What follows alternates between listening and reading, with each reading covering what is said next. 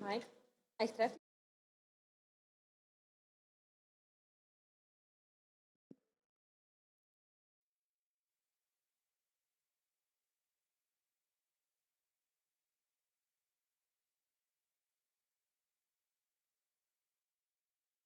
So, yeah, it works. Okay. Well, ladies and gentlemen, dear guests, you are welcome to Kyiv School of Economics. And today, it is my privilege to introduce you our guest, Professor Lukán Vei. But because Professor Vei is not only a prominent scholar, but also a friend of mine, I'd like to start this presentation not as a typical one, but as a bizarre one. I hope this wouldn't spoil our relations. So please imagine a posh restaurant in Kyiv. By the way, I think given the time of the day, it's not that difficult to imagine a posh restaurant in Kyiv. So, and that restaurant, it is famous, it is renowned for its cuisine and its experiments. And one day, you read in social media that actually that posh restaurant, it invited le soleil parmi les étoiles de la culture culinaire. So the star of the stars, the chef of the cuisine art. Well, that chef in the restaurant, which is called Kyiv School of Economics, that chef, master of art, is Professor Lukán Vei. Let me present him in 3 sentences. So, first of all, Professor Vei is an author of the renowned and a brilliant book on competitive authoritarianism. Actually, the reason why the notion of competitive authoritarianism found its way into the syllabi all over the world is because Professor Vei and Stephen Levitsky edited a brilliant volume. It was 2010, 2018, I think, 2011, I think. Then in 2022, again, with Stephen Levitsky, Professor Vei edited a new book, and it was awarded as Time is the magazine, Time magazine, one of the most awaited books of the year. That book is about revolution and dictatorship. So in case you are interested why, for instance, USSR was so durable, or say Cuba was so durable, unlike, for instance, regime in the Philippines, well, the best way to understand is to read Professor Vei's book. And between those 2 great books, Professor Vei sandwiched my personal favorite, the book on pluralism by default, the book where he studies the nature of Ukrainian democracy and where he explains why, unlike Russia, we survived as a durable democracy. And with the idea of the durable democracy, I think it's time to give the scene, the table, the floor to Professor Vei.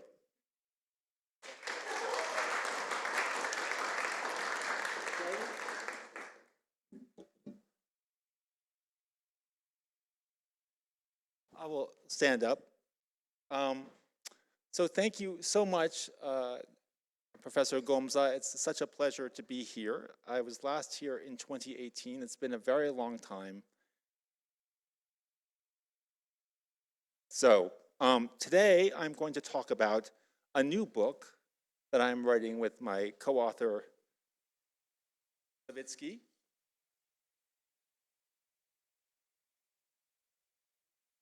If I tell you.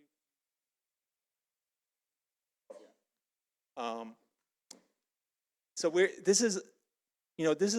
sometimes after you've published a book, then criticism is what we call, I'm sorry for this metaphor, enemy fire.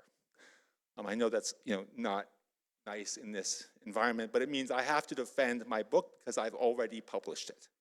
But here, we are still very early, so I want serious criticism because I can still change the book. Next slide. So as we all know, democracy in the world is facing enormous challenges. We, of course, in my own home country, have the rise of authoritarian populists, both in Hungary, but also the United States. You also critically, and you know this more than anyone, have the end of what we call international liberal hegemony. So by this we mean that in the 1990s, with the the collapse of the Soviet Union, the United States was basically the sole global power.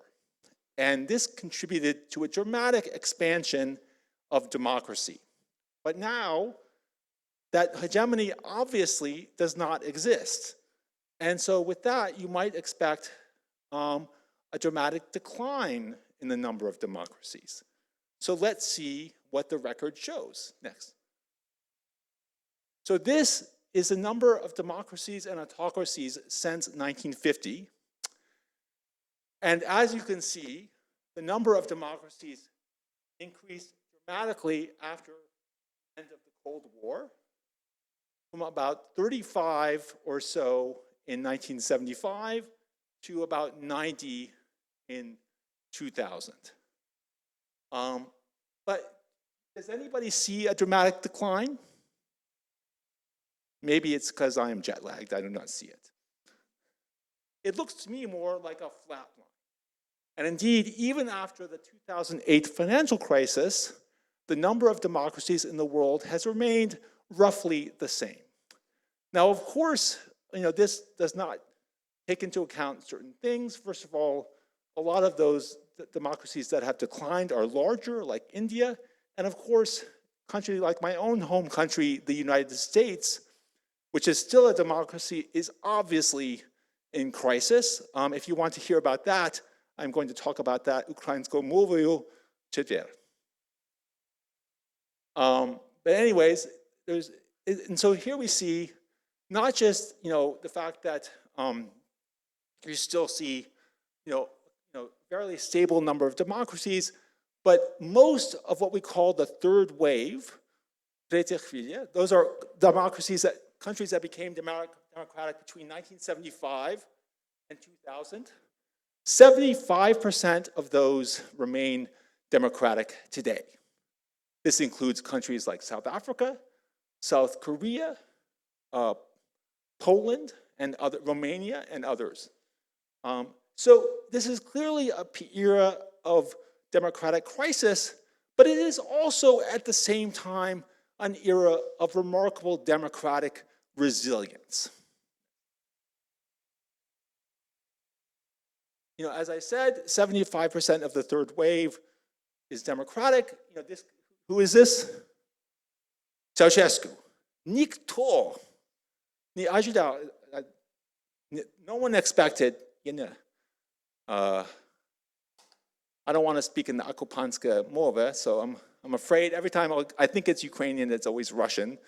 But I speak very good Surjik. So, anyways, no one, if you had said in 1990 that Romania would be a democracy in 2024, people would have thought you were crazy. But it is a democracy. Okay, and furthermore, elections are as competitive as they were in the early 2000s. So, the number of times that elections result in the victory of opposition has not changed. So it's not like the number of democracies has remained the same, but elections have gotten that much worse. Okay, next slide. So I argue here that there are two sources of resilience. The first is economic development, and the second relates to my other book that Professor Gomza mentioned, Authoritarian Weakness. This is pluralism by default. I'm going to spend most of the time on the first one. Since I've already written a book on the second one, I'm going to spend less time. Okay, next slide. So what we argue is that the resilience of democracy is no accident. That if we look at the world in the last half century, it's become dramatically more developed. Real GDP per capita since 1960 has increased 3 times. More than half of the population in the world live in urban areas, and literacy is at nearly 90%, adult literacy. So at the same time that we live in a period of a very threatening international environment and populism, the domestic structural conditions for democracy are actually much better than they were a half century ago. So the resilience of democracy is not that surprising from a structural explanation. Next.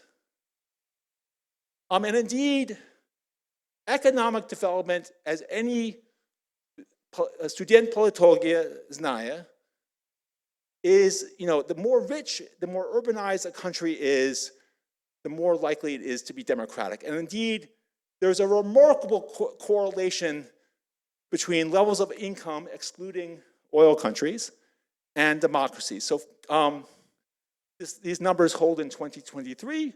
So of the 53 non-oil high-income countries, fully 51 were democratic in 2023. Can anybody guess which were the non-democratic high-income countries? Singapore, yes? So that there is not excluding. So I'm excluding naftodержав. Hungary, 2 countries. So we hear a lot, rightly so, about democratic decline in Hungary, but that is one of only 2 cases out of 53 of high-income countries that are not democratic. Basically all, for all intensive purposes, all high-income countries are democratic. Okay, this is not surprising, if we read Seymour, Martin, Lipset, and others, right? But the next slide. So we all know that economic development creates democracy, but what's a mystery is why. And there are many different theories, and really we have not come to any consensus. First, Lipset and Engelhardt, who I understand was here at one point. I don't know. Anyways, okay.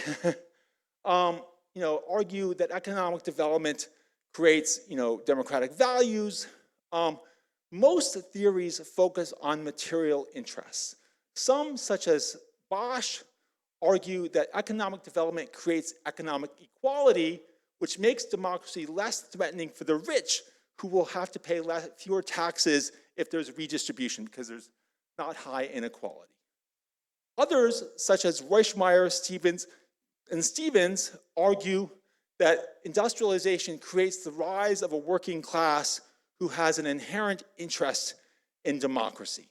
Others, by contrast, such as Ansel and Samuels, argue that economic development leads to the rise of a bourgeoisie who have an economic interest in a limited government. So democracy is in their interest. Almost all of these theories argue that democracy emerges when it's in the interests of major socioeconomic classes. Next slide. We argue that it is a lot less about interests and more about the capacity to resist autocracy. This is not my own theory. This comes from a very famous book, which is not very well written, I'm sorry, by Robert Dahl, which says that, that democracy essentially hinges on the degree to which resources are spread across society and therefore the ability of society to resist authoritarianism. Indeed, the high concentration of resources in the state, be it in the form of oil states, communist states, or extremely low income states, leads to autocracy. Because in these places, oil states, communist states, individuals are highly dependent on the state for their livelihood. So if they criticize, logic is very simple. If you're dependent on the state for employment in most of the world, if you criticize the government, you are more likely to get fired, right? And it also means that without a private sector, without a strong private sector, there are fewer resources available for people who oppose the government, right? This is fairly intuitive. And indeed, if you look at VDEM, for all the most closed authoritarian regimes, 75% of these are either oil countries, highly statist economies, or they are extremely poor. So I think this explains, this is a separate talk, but I think this explains a large share of autocracies in the world. Next slide. But our argument is that high levels of capitalist development works not by strengthening a particular social class, but by dispersing resources across society, creating a countervailing societal power that makes it harder for any single individual to monopolize control. First, it does this in three ways. First, it creates an autonomous citizenry. In other words, with economic development, you have development of wealthy citizens in the private sector who are not dependent on state actors for their livelihood, for their jobs. And therefore, they're able to criticize the government without fearing loss of their income or place of residence.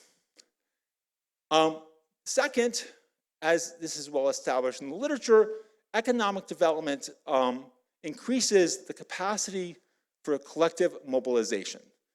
Urbanization and education, urbanization brings people closer together and gives them the skills to mobilize for their interests so that more people have money and time for participation. There's obviously a vast literature which shows this. I'm not going to go into it.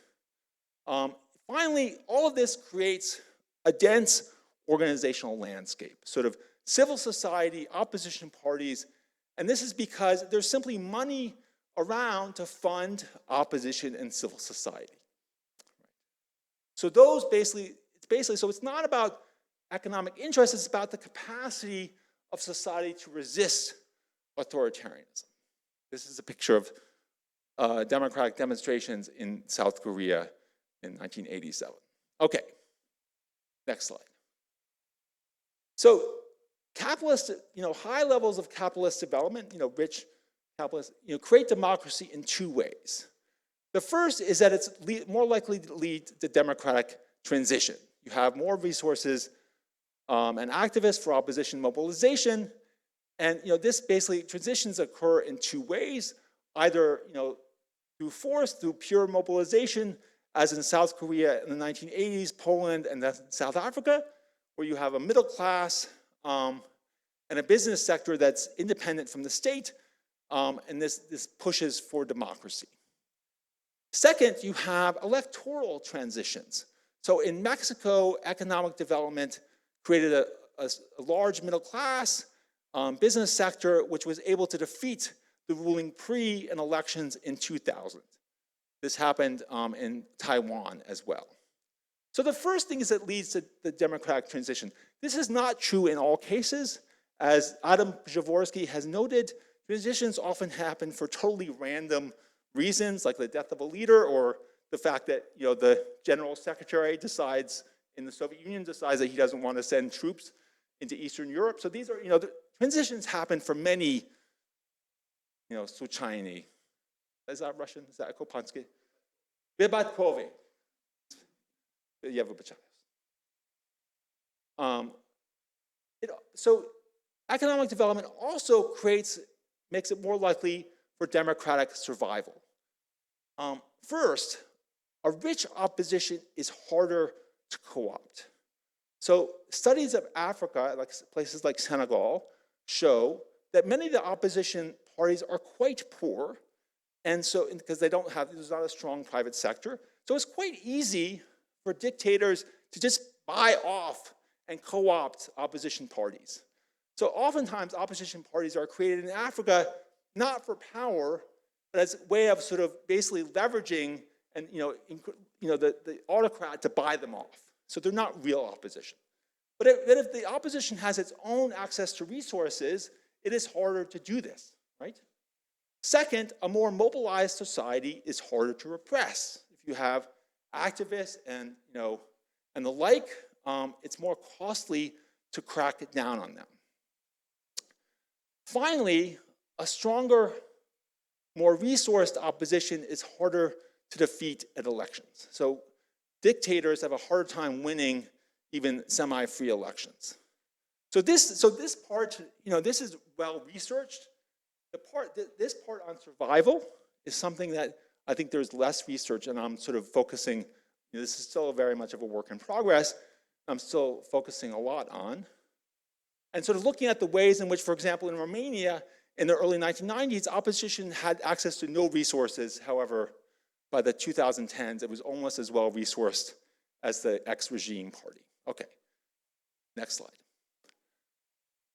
So this explains about half of the third wave. The other half, I think, you still have democracy in less developed countries like Moldova, Senegal, Zambia. And this I'm going to spend a lot less time on because this is something I already wrote a book on. But here the idea is that we oftentimes look at the fragility of new democracies, but new autocracies are also oftentimes quite fragile and hard to maintain. Next slide. So basically, weak autocracy leads to unstable authoritarianism, which often, at least temporarily, leads to democracy. This is true because of state weakness. You don't pay your police. It means you cannot crack down on protesters. Second, it often, many of these cases have very weak parties, ruling parties. So anytime the regime is in crisis, the members of the ruling coalition defect to the opposition and win elections. We saw this a lot in Ukraine in the 1990s and 2000s. We also see this in Benin, one of the poorest countries in the world, which was democratic for over 20 years, largely because the ruling party was quite weak. Finally, many of these countries have weak governance and fiscal shortfalls, which means that they're unable to deal with social problems, which leads to large-scale opposition. So autocrats have a hard time, they oftentimes lose even semi-free elections. So essentially, next slide. So to wrap up, I want to make, three arguments. First is that democracy is obviously in crisis, but there are still important levels of unrecognized democratic resilience that require explanation. To understand the source of this resilience, you need to look at both economic development, but also incumbent weakness. Now, so when I present this project, many people don't like it because they think, well, can you see that the democracy is in crisis in the world? And my response is that if you're going to understand how to resolve the crisis, you must understand both the sources of democratic weakness, but also its strength. Thank you.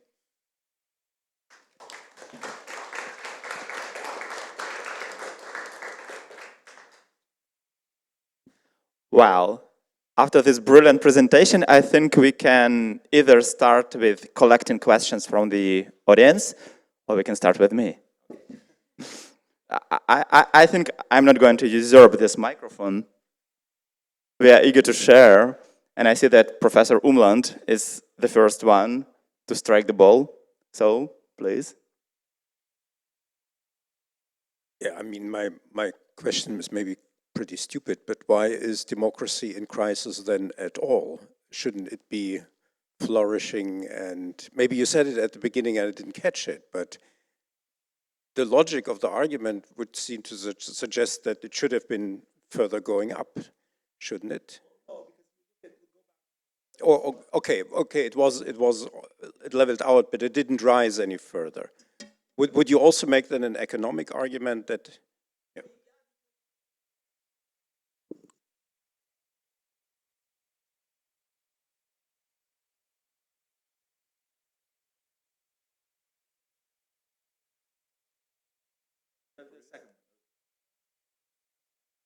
Sorry. That one.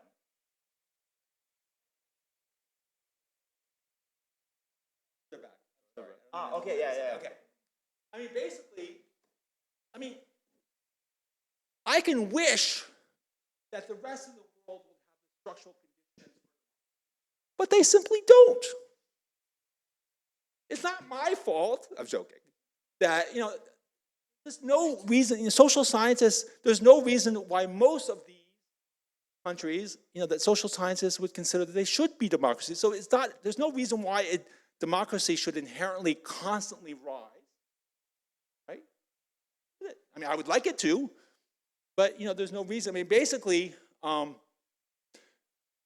what you had, the end of the Cold War basically did two things. First of all, it unlocked countries like South Korea and South Africa, which had been authoritarian in part because of the Cold War, and that allowed them to be democratic. It also, in cases like Romania, which are interesting, or Panama, they were quite poor, and because of European integration, became a lot richer. Sort of international environment sort of helped them to become part of the wealthy West. So now Romania is a high-income country, which is, so it's just interesting because a lot of people talk about democratic decline in Hungary, which I think is, needs to be talked about, but no one talks about the fact that Romania or Bulgaria is a democracy, which is quite surprising, or Ghana, by the way. And so I think that is, both Romania and Bulgaria, I think to a certain extent can be explained by, they're much more durable because they are high income. So does that answer your question?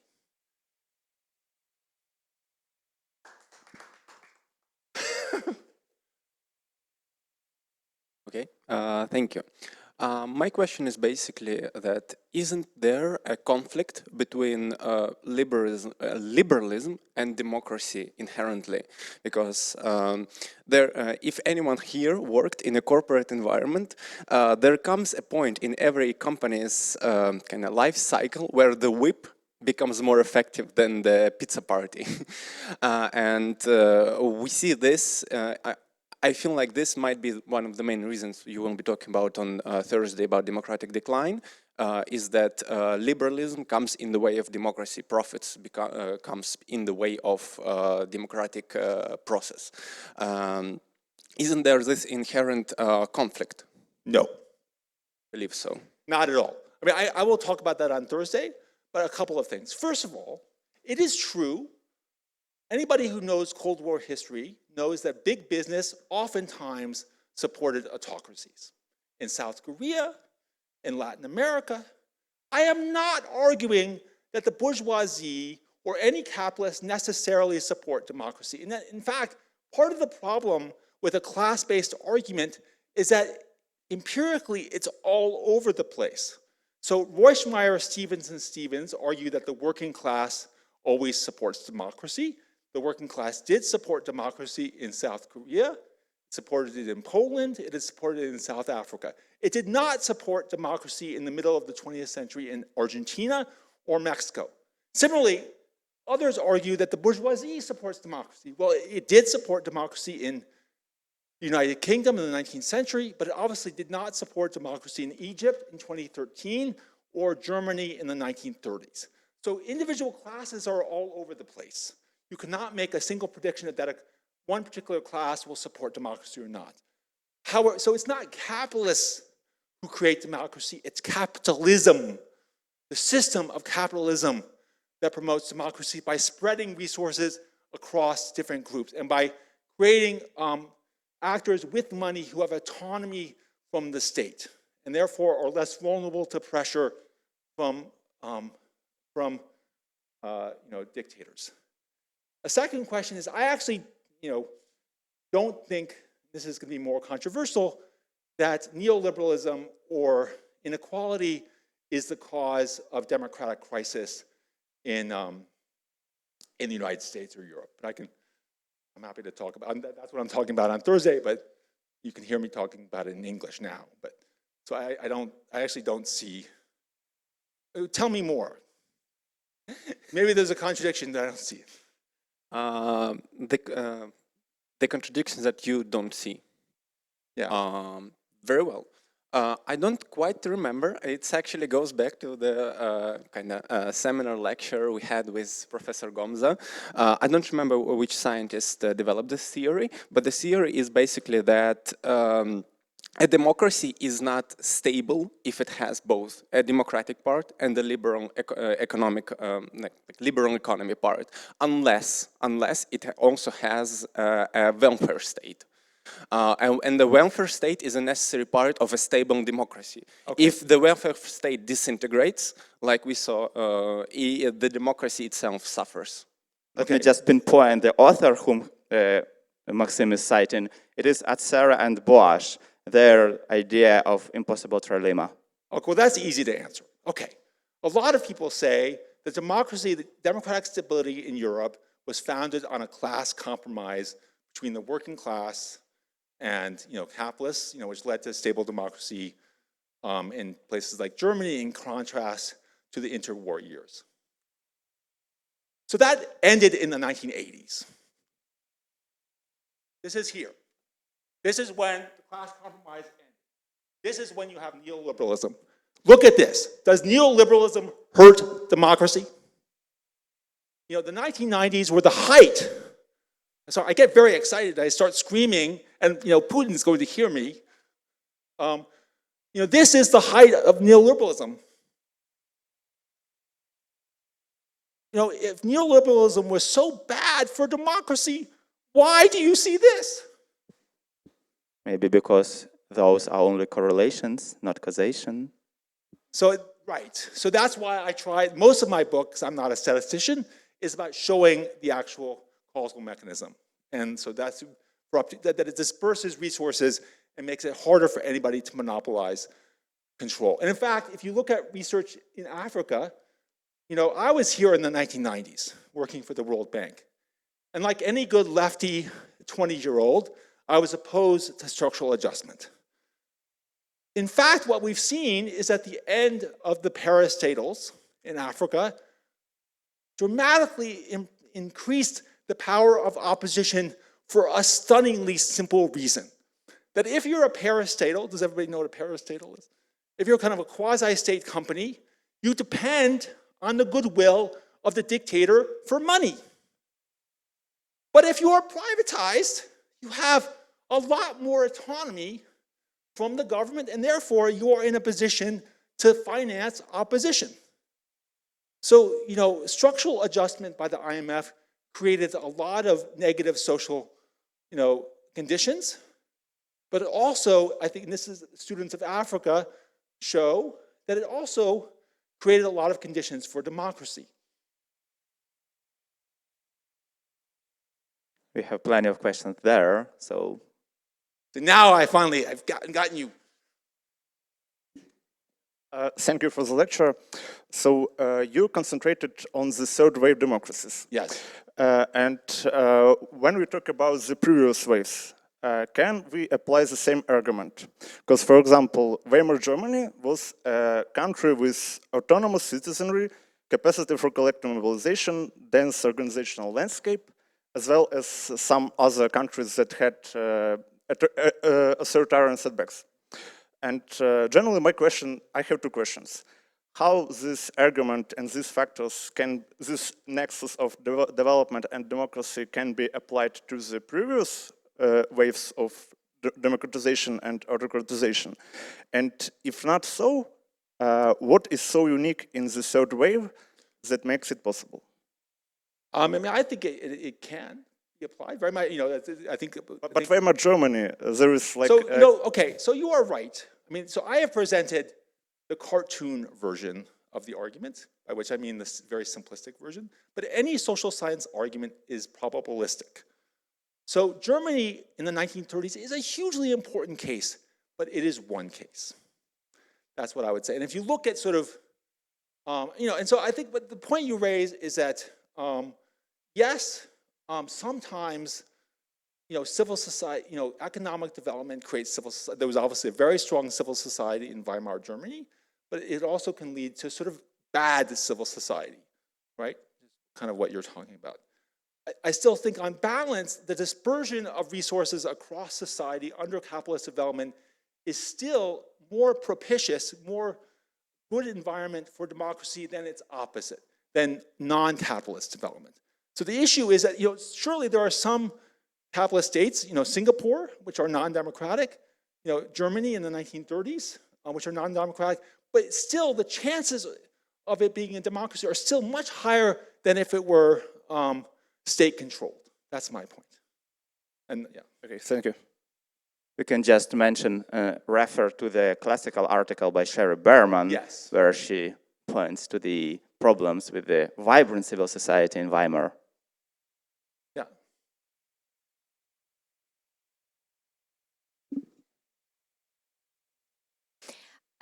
Well, I have a question. In one of the recent podcasts, you said that, in fact, lots of leverages in Ukraine prevented Ukraine from authoritarian tendencies. I'm sorry? In one of recent podcasts, democracy paradox, as far as I remember. You mentioned that lots of cleaverages, they prevented Ukraine from authoritarianism, and that unification that is possible because of the war, that it can be, in fact, quite dangerous for democracy in Ukraine. So, and moreover, it's not secret that war is very harmful for democracy and democratization, as well as militarized culture that can exist in Ukraine as a consequence of war. So my question is how to prevent these authoritarian tendencies in Ukraine that can emerge from the war experience? I mean, that is a very good question. And, indeed, if you read my book, Pluralism by Default, closely, it offers a kind of pessimistic account for the future of democracy here. I think there are two factors that make that less likely. The first is that at the same time that you have a unified national identity, you also have tremendous dependence on the West. So that I think that sort of presents limits on the extent to which a post-war Zelensky could become authoritarian. The other thing that is good for authoritarianism is the weakness of sluga narodu. What you don't want, my argument in Pluralism by Default, is you actually don't want a splotcheny party. You don't want a united, cohesive party, because that makes authoritarianism more likely. And I think we can all agree that sluga narodu is not very cohesive, quite divided, so that it becomes harder for someone to establish authoritarian rule. Of course, war is a very good context for war, but I think that is something that we're going to have to look very closely. We cannot assume that be democratic. My own feeling about that is that when you're in opposition, oppositions are always democratic because they're not in power, right? Lukashenko in 1991 argued in an article, he warned about the coming authoritarianism in Belarus. He did not say that he would be the author of that. So I do think we can't. I don't think democracy will survive because of the goodwill of Zelensky. It relies on you, but also Ukraine, as you know, has developed a very strong civil society. Most of it, in contrast to Germany, the good kind. So some have published many books about uncivil civil society in Ukraine. Right, Andreas? I don't mean Andreas here, just he is well versed in this topic. And also, I want to end 50 cents. I actually, I'm not sure that wherever we have an opposition, it is always a democratic one. I mean, Bolsheviks or Plutarco Elias Calles in Mexico, they were in opposition for some period of time, and they were not the movers of democracy. But still, it's true. Again, you can have bad civil society. Right? You can also have bad opposition. But still, my point is that a society without an opposition is much more likely to become authoritarian than one with an opposition, even taking into account the caveats that sometimes, so the point of reference is not you're not saying that, again, this is a probabilistic, enterprise. And also, Russia was not a rich capitalist state. This was not a case with a strong civil society. I mean, so I do think there's the fact that 97% of high-income countries are democratic. You can say, which I agree, that correlation does not equal causation, but 97%, right? And I think there are reasons to see that link. It's not accidental. Neither about COVID. So we can say that neither opposition nor economic development is a sufficient cause, but they are necessary ones. 97% is pretty close to sufficient. Or maybe the model is stacked. Or maybe what? You have stacked the model. Maybe. Give me another reason why, so you tell me why 90% of high-income countries are democratic. In other words, I think that it's you're right, that it's not, and so far, there has not been a single country except for Hungary that has declined out of democracy, except for historically Argentina. So it's been a very, very rare event. So it is almost sufficient.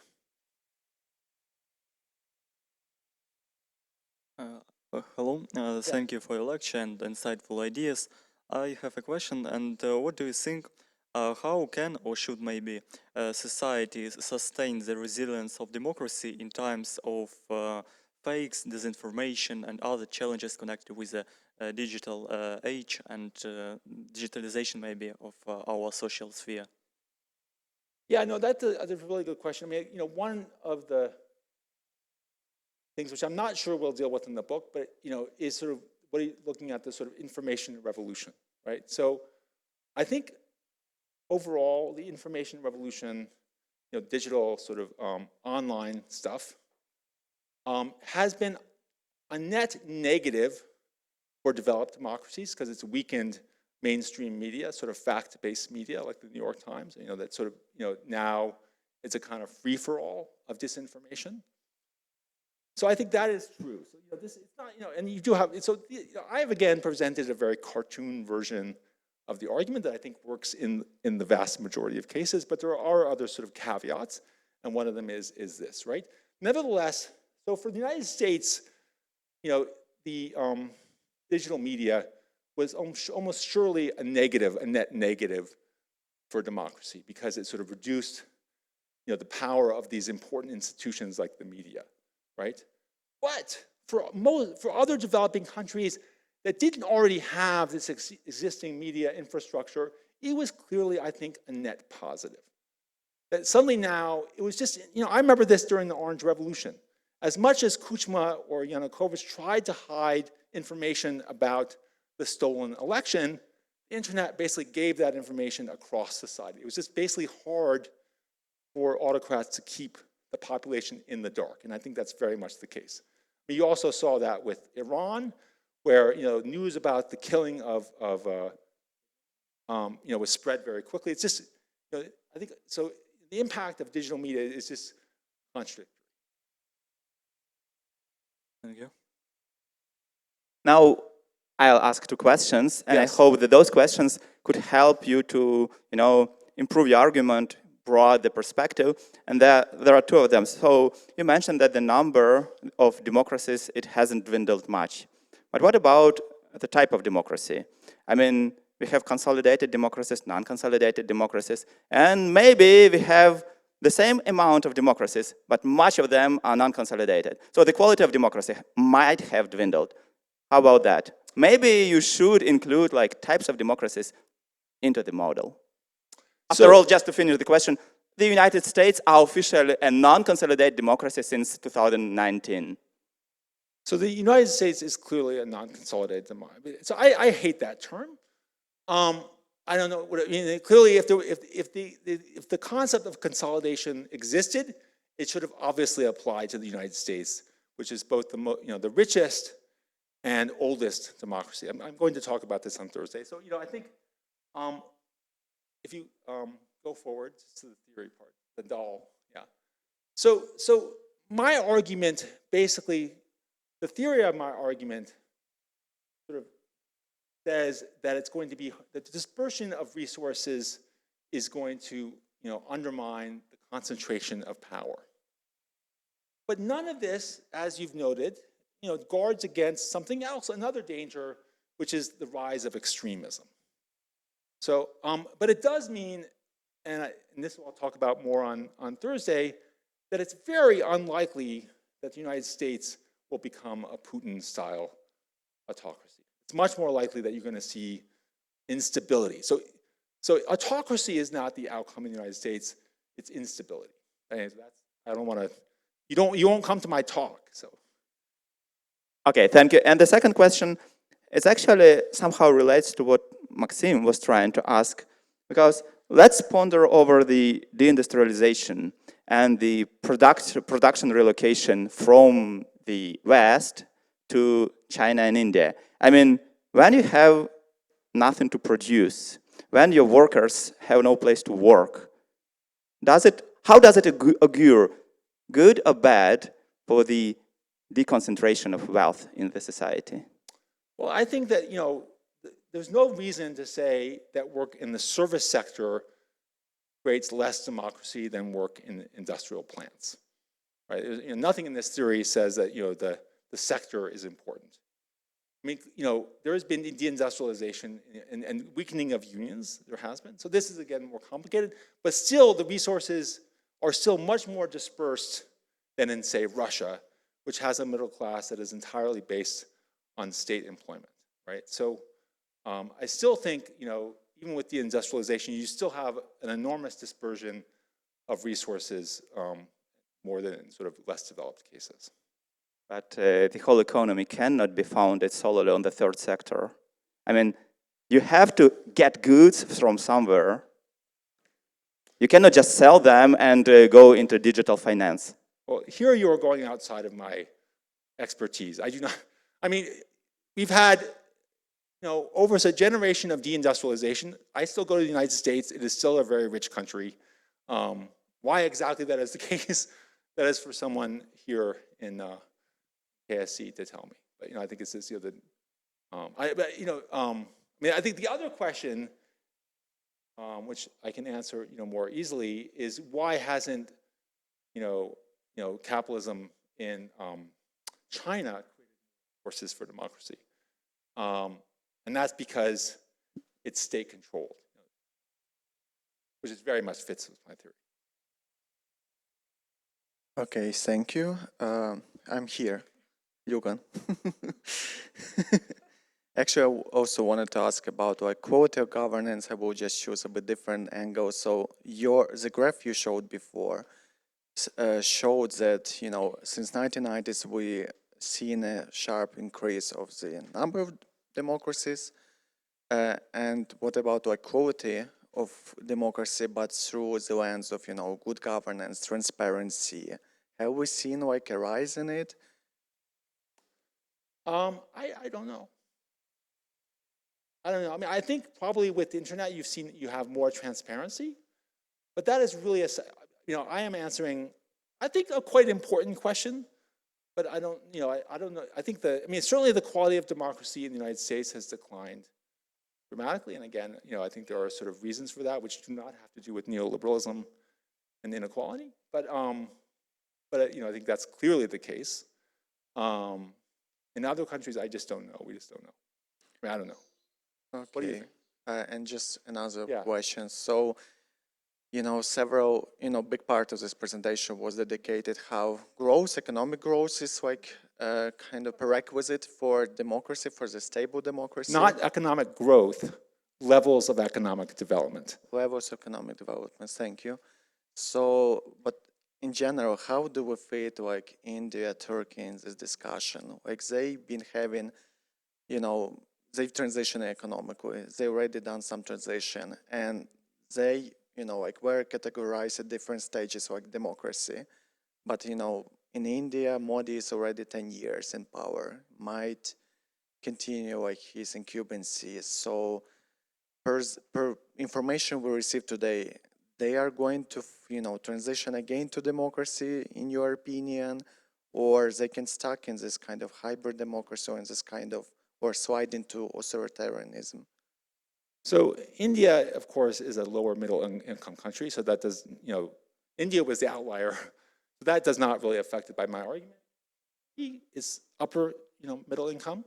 So that is slightly closer. But here, if we look at the case, you know, again, what we find is that one of the mechanisms that Erdogan has consolidated his control is by taking control over business, right, through a kind of neo-patrimonial way. And so I think, right, so I think, you know, but still, you know, I think, you know, I don't know where Turkey is headed, but, you know, that could be the third exception, Turkey. And dealing with India, just let me remind you that for us political scientists, there is an exit door. India is a paradox, anomaly. Nobody expected it to be a democratic from the beginning. Nobody expected it to continue being a democracy. So it's an anomaly. But still, I mean, it's also just, it's still very poor on a per capita. I mean, it's per capita. The other thing is that we should keep in mind that even, you know, the exception of Hungary, which is truly an exception. I've written a lot about Hungary. During the Cold War, Hungary would have almost certainly been considered a democracy. In some ways, it's sort of you know, go back to the slide with the back. No, back. No, yeah, the first, the one that everybody was angry about. Yeah.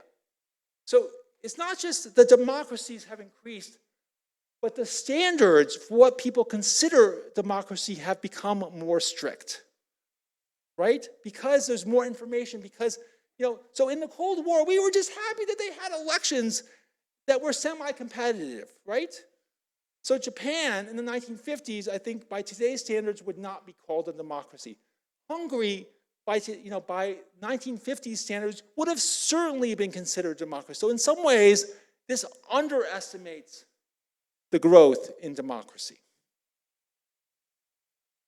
Given the money that the CIA vested and invested in the Liberal Democratic Party of Japan, I surely agree in the 1950s it was not a democracy by today's standards. Right, so in other words, I think, and we also just have more information about what goes on, abuses. So, which makes this figure even more remarkable, right? Even as the standards have become more strict, still the numbers have been maintained. So anyways, so, I think that's this, so I want to sort of create a little step, optimistic step. You should leave this hall a bit more optimistic until the great siren goes off. But anyways. Or can I? Well, yeah, well, my question may be more of a speculation, and I want to mention China again. You've just answered this question quite but the point is that we've seen the integration of capitalistic elements in Chinese economy. Of course, it's state-controlled, but still, there is a certain difference what we've seen from the other communist regimes. And, well, I'm just asking your opinion on, well, everybody in 2000 thought that the globalization would increase the whole resilience of the liberal world order. Well, it has not happened, but yes, it has. It hasn't happened with China. I'm sorry. Okay, but I'm sorry, but that is resilient. You have the 2008 fiscal crisis. You have, no liberal hegemony. What is this? But not China. It's true. Yeah, well, I understand that there may be many factors, including concerning China, but can we make a conclusion based on this model that the Chinese capitalistic ventures may have increased the chances for China to become more democratic in the future, or if it's too much of a fallacy, may it have increased the chances? There were some democratic movements in China after the Deng Xiaoping reforms in the 1980s and 1990s. Is there a possible correlation between this model and what happened in history? I mean, I think not, because I think, you have the point of this, there's 2 points. One, capitalism by itself does not create democracy. It is capitalist development. So highly rich capitalist states, right? High income, which China is not. It's upper middle. It's pretty close. But more importantly, China, they have party cells in private enterprises. These are not autonomous enterprises. This is state capitalism. So, I do, and it really comes down to state control, the concentration of the state over, resources. And so in that sense, you do have a kind of hybrid capitalist state development in China, which I think does not argue what. So it's interesting, which is why, for example, in Taiwan and South Korea, which had a different model of capitalism, you had democracy. In China, you did not. I don't think I don't see any signs.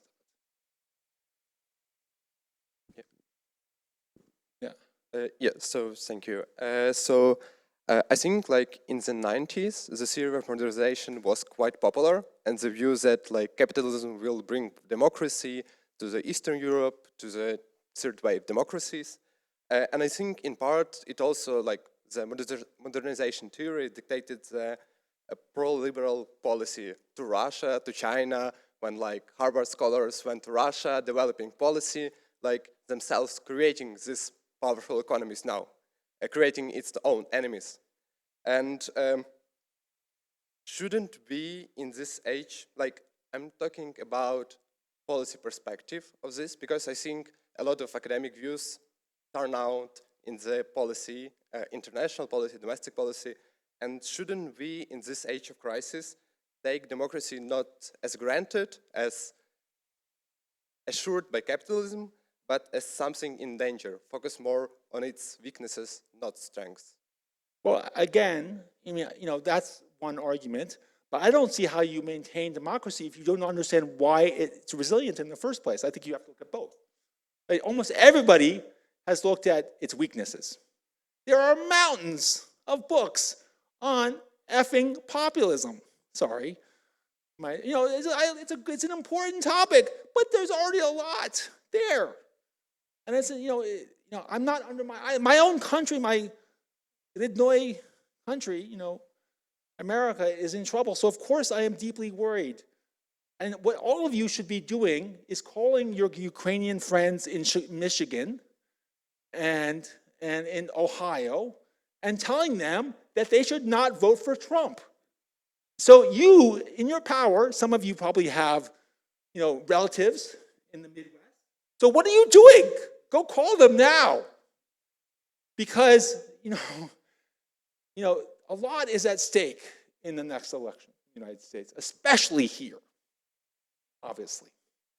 A cautionary note, do it only if you have relatives and some close contacts. Because according to one study, when random people start calling or writing to United States citizens, asking them not to vote for Kyiv, they surely did. Right. But, if they like you. If they don't like you, don't tell you. A second caveat.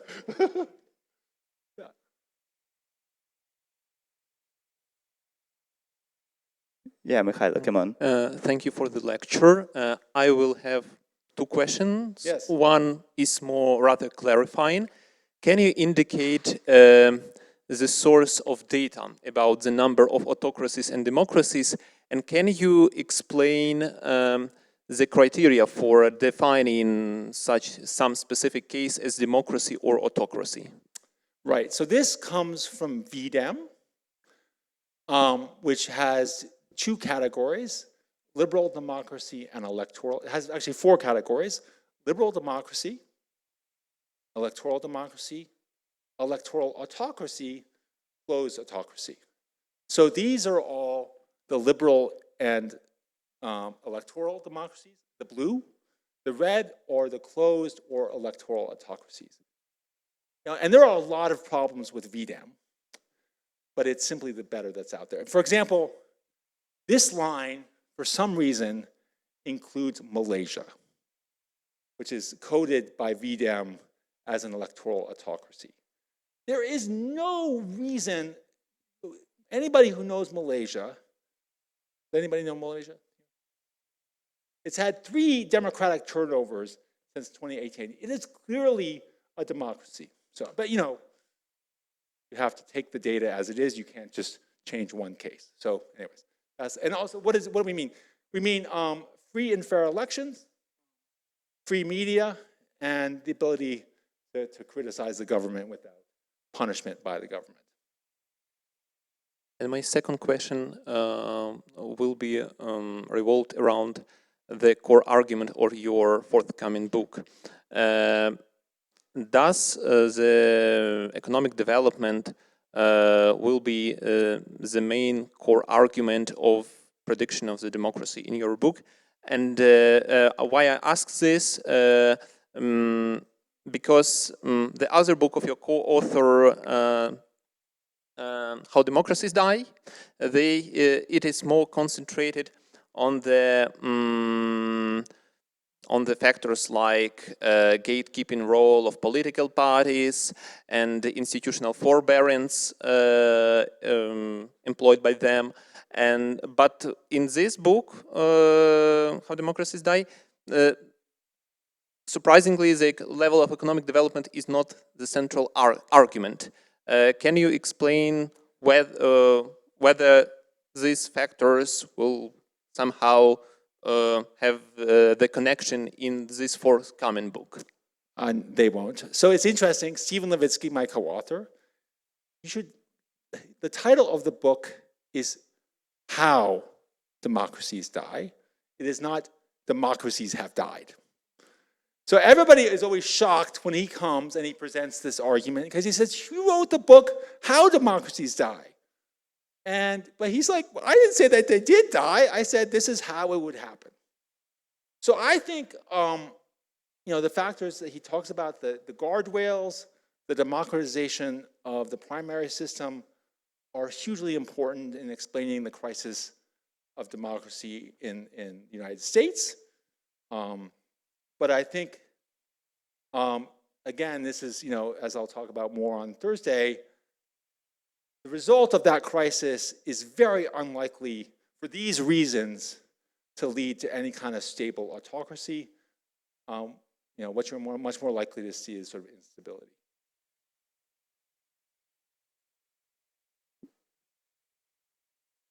How democracies die with thunderous applause. I want to ask you to maybe step a little bit out of your comfort zone and make the strongest argument you can for autocracies. Why autocracies work? Why some of them work? They can't. Look at the war. Look at Chinese COVID policy. Look at the Russian invasion. How many people think, that the Russian invasion was good for Russia? Approximately maybe No. 140 million people. Well, I don't think that. No, I think even Putin's supporters, they have all these fancy techniques. A good third of Putin's supporters oppose the war. There is a reason. I'm not an apologist for Russians. Many of my, so I'll be honest, I'll make a priznание or whatever, confession. I lived in Moscow. Coming out. In the early 1990s. I had many friends who were Russian. All of them support the war. They are no longer my friends. But it is clear that the war has not turned out the way Putin hoped it would. So I do not think that sort of authoritarianism gives any advantage in terms of governance or decision-making. Then why is this, in your opinion, why is this war still ongoing? Because Putin he rules by himself. Through coup-proofing, he can prevent a coup. Through a massive coercive apparatus, he can prevent any kind of protest against the war. It exists because he can do it, right? Nothing,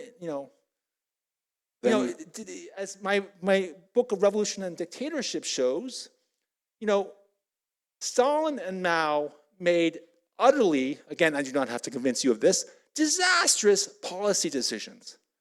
But because of the revolutionary origins, which is a separate argument, they were still able to survive. So, sadly, in dictatorships, bad policy-making decisions do not lead to your being overthrown, which is why I think democracy is better. Or to quote Buena de Mesquita, bad policy is good politics. Or to paraphrase, actually there is a small, teeny group of people like Rothenberg and Sechin and other guys who actually benefit from the war. And that is why it continues. I'd like to ask you why your term competitive authoritarianism is better than hybrid regime. Because many people, they perceive it as the same things, and many scholars, especially in Russia, like Ekaterina Schulman, she used only hybrid regime, but while others, they use competitive authoritarianism. So hybrid regime is something that's much broader. That includes cases like Iran, which has some elements of competitive elections, but in which the clergy controls the state. It also includes Central American cases in the 80s when you had competitive elections, but the military had veto power over the government. So hybrid is a big term. Competitive authoritarian regimes refer to cases in which you have serious abuse of democracy, but in which elections remain real and competitive. So this is not Russia. You know, elections in Russia, I do not have to convince any of you, are a completely meaningless exercise. You know, there is more than one person on the ballot in contrast to the Soviet times, but clearly, when you poison or kill any viable opposition, that tells you elections are not meaningful. And the other thing is that, you know, I think a lot more Russians support the war than should, but clearly anybody like Putin who gives 5-year jail sentences to people who make the most minor criticism of the war, he is clearly not confident in public support.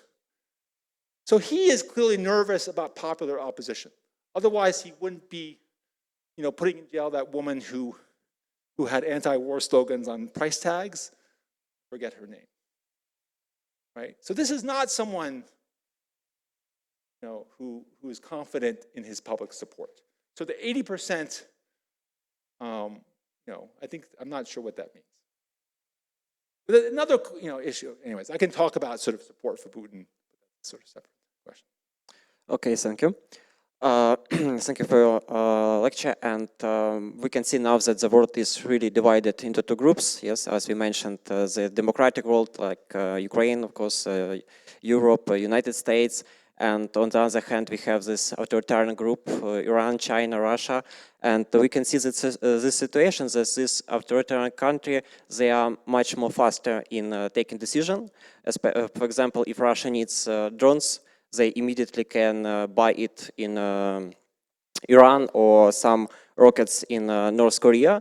And it's the same and we can see that, for example, when Ukraine needs something, it's very difficult, it's very complicated to ask something, for example, in the United States, and we solve this very difficult situation in Congress, for example, and in other situations, and we are very dependent to the democratic different elections, for example, in this country. So there are some opinions that maybe in the wartime, democracy is much more, it's not so fast, and maybe it's possible to reduce in some situations this democracy like values to win the war, for example. So what's your opinion?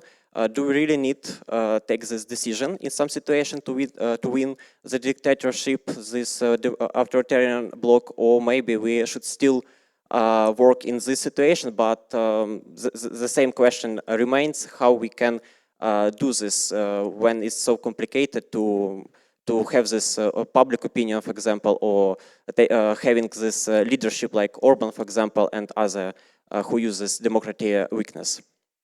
So I don't think that it's not democracy that is preventing Ukraine from winning the war. It is its lack of military productive capacity. That is something that is totally different. You know, becoming a dictatorship is not going to magically produce artillery in Ukraine, right? I wish it could. It's the fact that you have to rely on foreign powers to do this, right? So I don't see democracy as being the reason, you know, for Ukraine's difficulties in the war, if that's what you're asking. I mean, I do think, yes, autocracies can oftentimes make quicker decisions, but it also means they can make quicker, stupid decisions. So it works both ways, right? I mean, consultation, you know, it's oftentimes frustrating, but, you know, it also, you know, has its benefits. You know, sometimes you make fewer stupid decisions. I mean, this is something that Fukuyama has argued, right? You know, the COVID policy in China was utterly disastrous, right? If he had been forced to consult with stakeholders, you know, I worked in the World Bank, that's the terminology we always use, you have to consult with stakeholders. They would have never approved the Chinese COVID policy, right, which was zero COVID.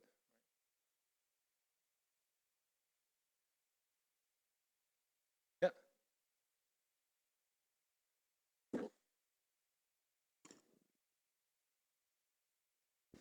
Thank you for the lecture. Yeah. I have two questions. One is, how would you explain the surge of populism in many democratic countries? And secondly, it's also connected to the populism topic. Maybe you have concentrated on the West Balkan countries, which are war-torn societies, and they also have quite populist leadership in many cases. In Northern Macedonia, in Macedonia, in Bosnia and Herzegovina, many former war heroes, they just come to the politics and they have many more strings to pull and they use this. So is this a vicious circle, and are there any ways to break it? Thank you. I mean, why is there a rise of populism? So I'm going to talk about that more on Thursday, but I think, to me, the economic arguments make a lot less sense than the identity-based arguments. I think it's, actually two explanations. One is that sort of fears of cultural change, which is one element, but even more importantly, I think it's a supply side issue, right? That part of and this is, Stephen Levitsky's and that, part of the reason, why things are so much worse in the United States than they were before is you just never had a politician who was willing to try authoritarianism, right? Or be openly racist. And so those kind of outsiders, those kind of authoritarian outsiders, were excluded from the system in the old days. And I think it's, so part of, Trump is sort of like, but he's sort of, he's a sort of an accidental genius in some ways that he sort of ran into this formula. And also in Hungary, you had a somewhat similar thing where, Orban hooked into sort of antipathy of rural population towards cosmopolitans. And then later, after the Syrian refugee crisis, he sort of drew on anti-Semitism and anti-Muslim sentiment. So I think, that to me is a more convincing explanation than deindustrialization. And we can quote Yasha Munk and his idea that actually the goal to build a multi-ethnic, multicultural democracy which can function is the biggest challenge democracies are currently facing, and that is the reason of the populist surge. So it's to corroborate the identity card you mentioned.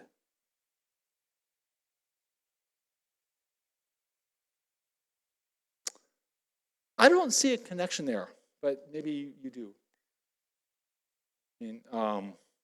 I think there's a danger in concentration of power, but obviously we have the example of the Great Britain, which, after the war, Churchill lost the election. And from talking to people here, I think if the war was over, I'm not sure that Zelensky would win the election.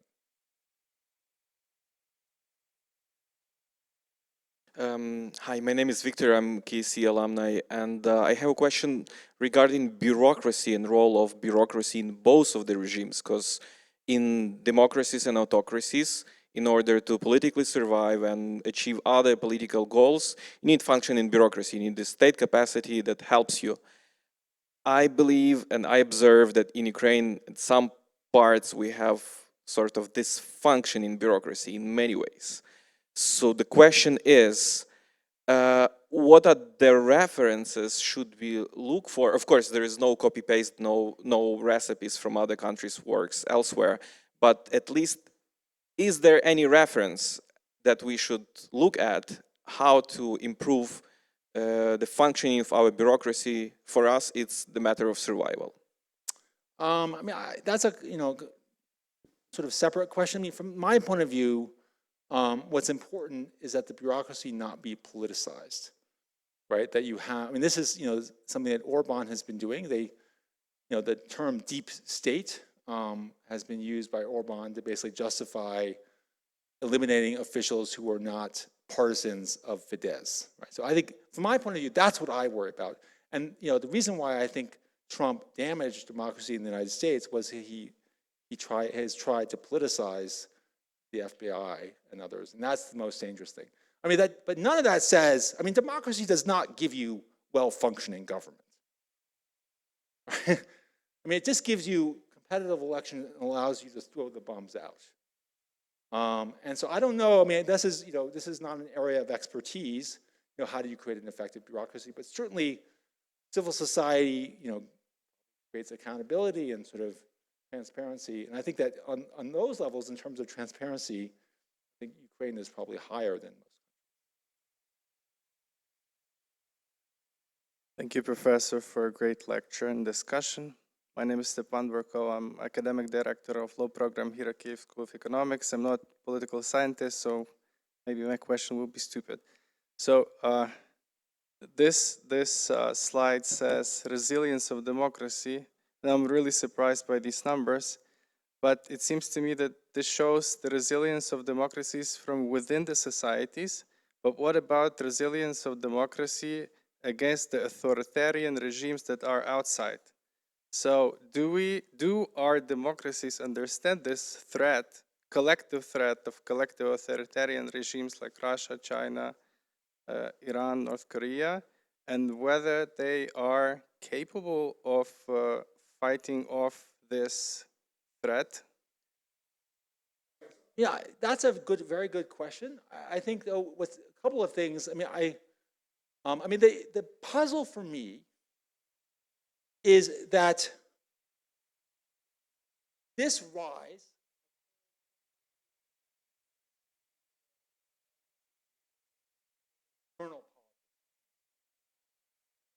of liberal hegemony. The bizarre thing is that liberal hegemony is out here, and then sorry, I'm just going to take off my jacket.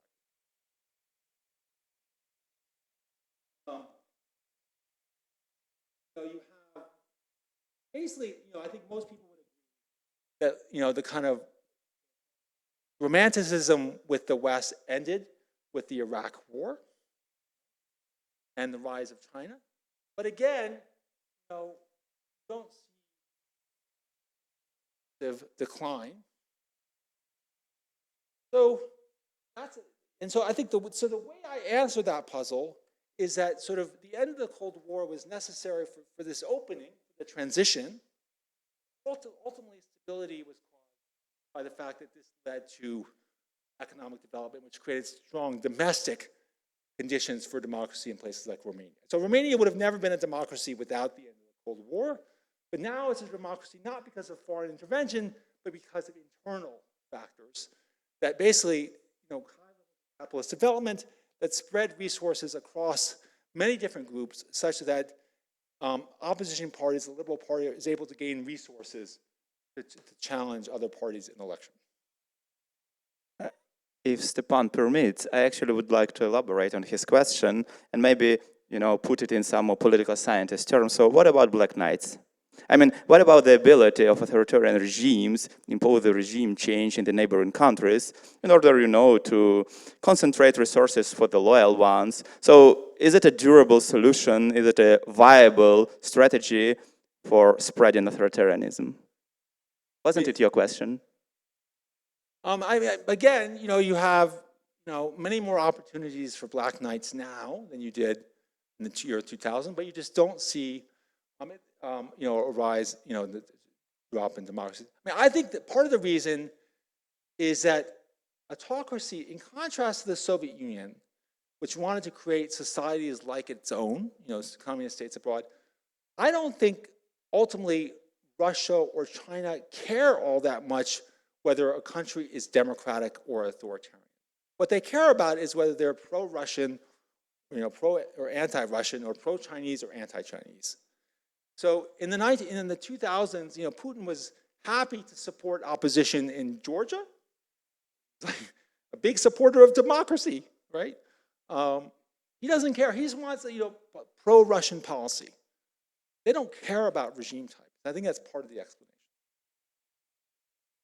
But you cannot have a pro-Russian Ukraine unless you impose it via dictatorship. Yes, right. But it's not the democracy, and this is where I think I would disagree with a lot of people. I don't think, I think, certainly Putin is nervous about the spread of a kind of color revolution in Russia.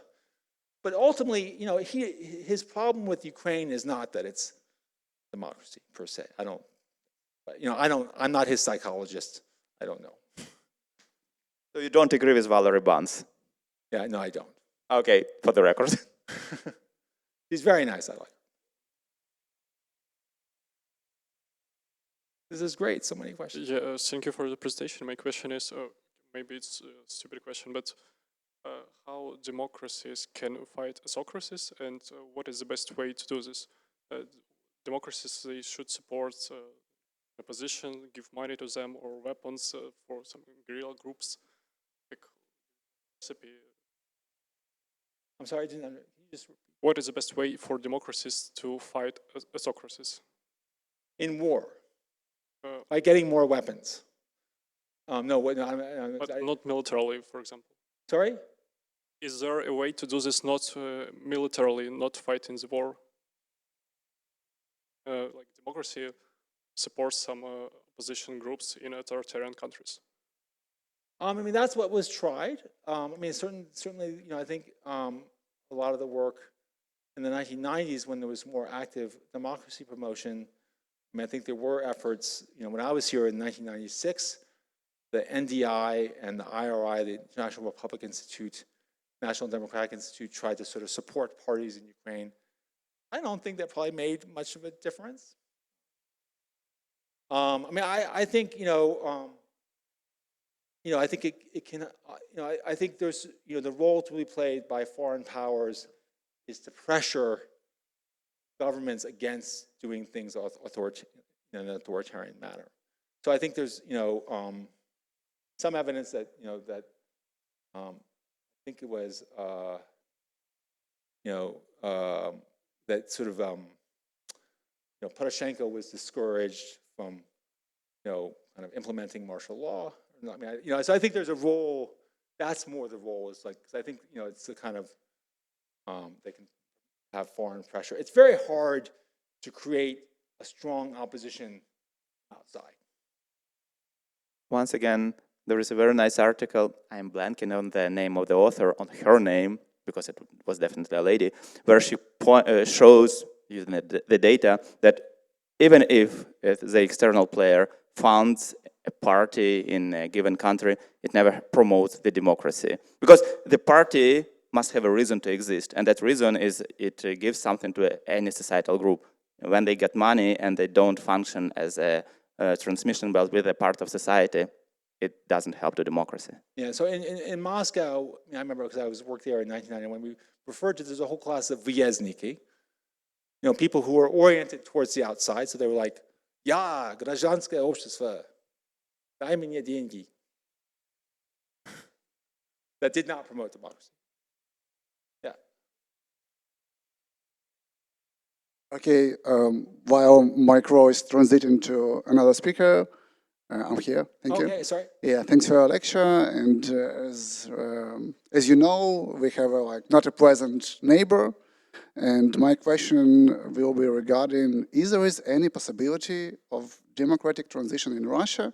Because looking at the slides, there is no pillar on which it could be installed. So there is no civic society. The capitalistic relationship in the country is quite poor. So we just, is our destiny to live near neighbor with a autocratic regime, or there is some change that this country, this large country, can transit in something else, or it should be completely destroyed and on its behalf create several states, and one of them might be democratic. So what's the chances of something adequate appeared on that side? So in contrast to many of you probably in this room, I do not think that there's some deep cultural reason why Russia cannot be a democracy.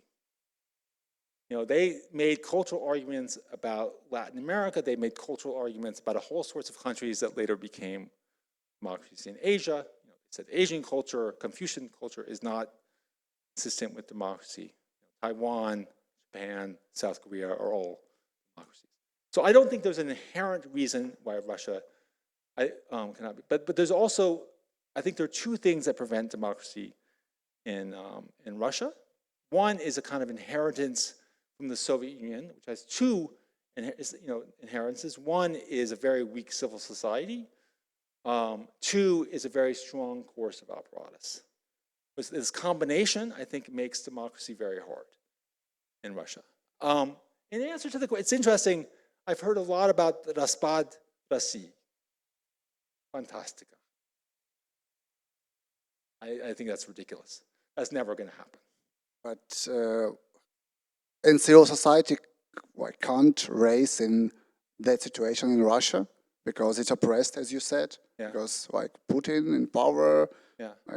sending to the prison people who post something on Facebook, and state apparatus, it's as well won't diminish in any way. So actually, there is no way.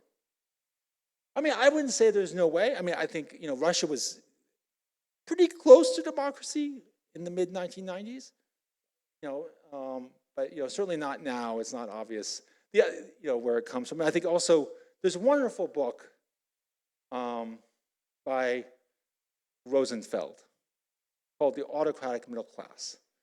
And it's about the fact that, and this is very much, part of my argument was inspired by her book, was how the state middle class, if you have a middle class that relies on state employment, that is very bad for democracy, and that is what you have in Russia. You also have heavy reliance on natural resources, and natural resources are bad because they, again, facilitate state control over the economy. Again, so there's just a lot of reasons why Russia is not, but I don't think it's because of Russian culture or Ivan Grozny or something like that. But yeah. And I'm flabbergasted that you say that the state apparatus and its impact cannot diminish. Actually, it can. Whenever we have a state collapse, the state power, coercive power, they are bound to diminish. So when it happens, chances are slightly better for democratization. But it's not. But Russia's never going to collapse. I mean, you look at, so the Soviet Union collapsed quite quickly. Well, why? Because Yeltsin in Russia wanted it to collapse because he wanted to overthrow Gorbachev. There is nothing equivalent right now. No one in Moscow with control over the coercive apparatus wants Russia to collapse. And they are much more powerful than any separatist movement. So I just don't see a plausible, so I have no idea whether a divided Russia will be more democratic or be better for Ukraine, but it's never going to happen. So to me that it's pure fantasy. I would love it. I hate Russia. I would love for them to all be whatever, divided up, razdrobljeni, whatever. But I don't care. But I just don't see how that happens.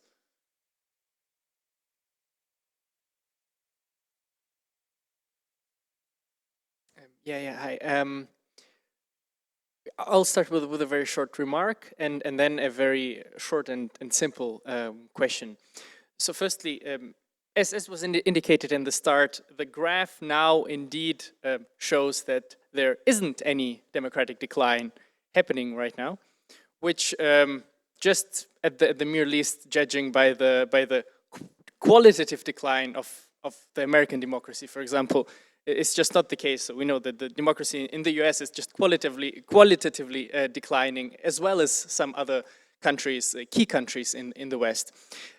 So maybe it would make more sense to do, or just looking at the same data by VDEM, dividing it into the subgroups, we might see a shift from liberal democracies to electoral democracies, right? So there might be some certain tendencies in a qualitative decline of democracy now. But just generally taking into account that we do live in turbulent times, what are the implications of your research? If one says and researches the strengths of the structural strengths of democracies, what does it mean? Does it mean that there is no danger of democracies becoming autocracies? Does it mean that, there, as you mentioned before, there might rather be instability than autocracy in the US in the next 5 years if the bad thing happens. What are the implications?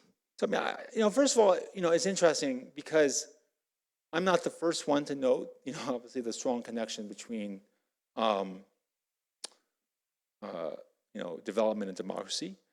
But there are multiple responses.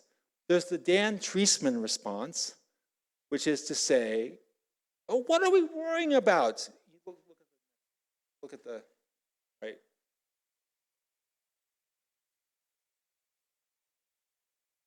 Next. Right? No. Look at this. Stop worrying. But because, I guess I'm more cautious and more, I think we don't, just because nothing has happened in the past, not happen in the future. But I guess, again, my response is, come on Thursday. It's much more about, it's not about autocracy versus democracy. It's about the role of violence in American society. And I worry about that much more than autocracy. And I think what you're finding now in the United States is that it's not state violence that is the problem. The United States has a very strong rule of law.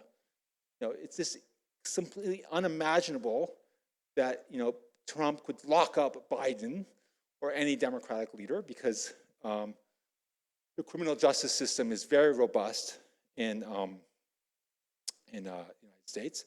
Nor is it plausible that Trump could shut down the New York Times. The Democratic Party is the most popular party in the United States. It has won the popular vote in 7 of the last 8 presidential elections. It is, at this point, better funded than the Republican Party. The Democratic Party is not going away. So the issue is not democracy and autocracy, but something else, which is also very bad, right? Which is instability and violence. So you have a situation right now in the United States where members of the Republican Party are terrified, not of the state, but of vigilante violence. So many Republicans chose not to support impeachment because they were afraid of getting harassed or death threats from Trump supporters. By any standard definition of democracy, the United States is still a democracy. Clear. But there's just, but democracy is not everything. Right? Democracy by itself does not give you, peace. It does not, even give you prosperity. It does, not eliminate corruption. It's just one dimension. It's an important one, but I think not the only one.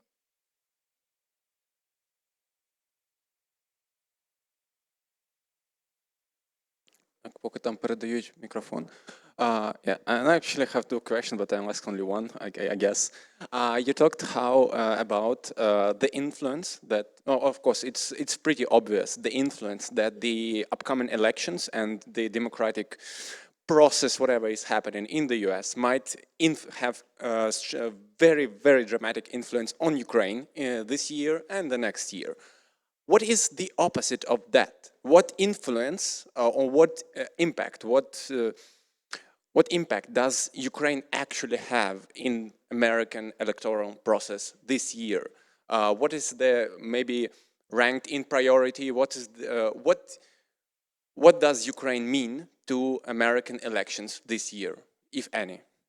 Well, I can tell you one thing. 10 years ago, when no one heard of Ukraine, everybody has heard of Ukraine. It's simply, I don't think people care all that much. Ultimately, either way, the amount of money that the United States has spent on the war in Ukraine is teeny. It does not affect anything, which is why it's so tragic that, that the Republican Party, I have no idea why Trump is so anti-Ukrainian. I can guess. 2019, probably, Hunter Biden. Well, no, yeah. His first impeachment. Oh, is it because of Putin? It's being brought up. I have no evidence. I assume there's some relationship there, but I don't know.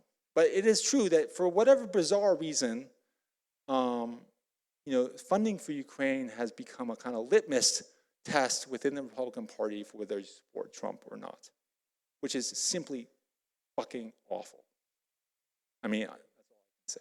But I don't think people care all that much. But I do think you can do it. You can call your Ukrainian relatives in Ohio and Pennsylvania, and I think, remind them the costs of voting for Trump, right?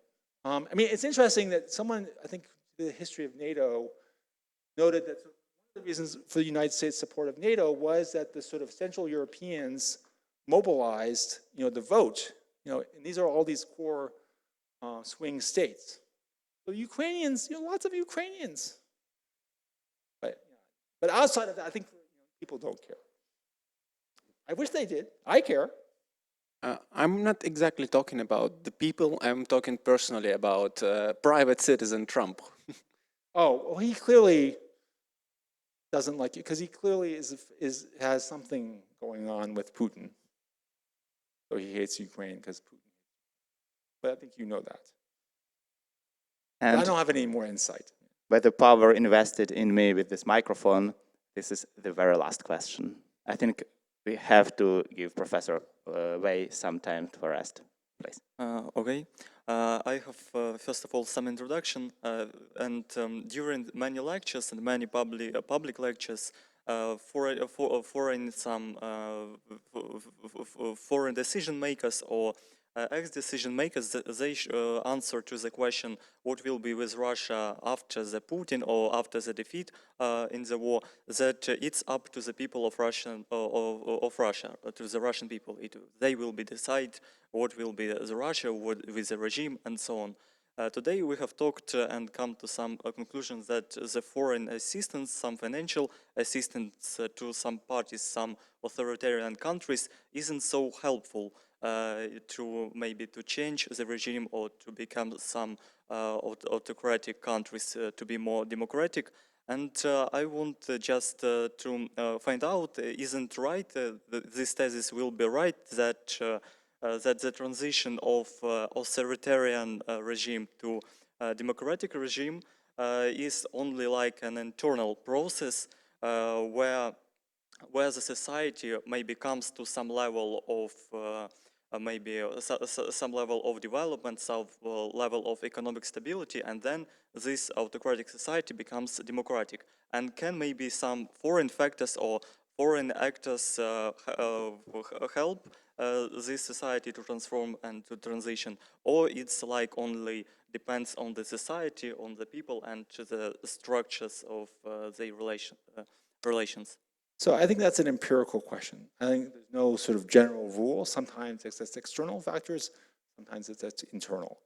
Clearly, Romania was a democracy in the mid-1990s primarily because of external factors.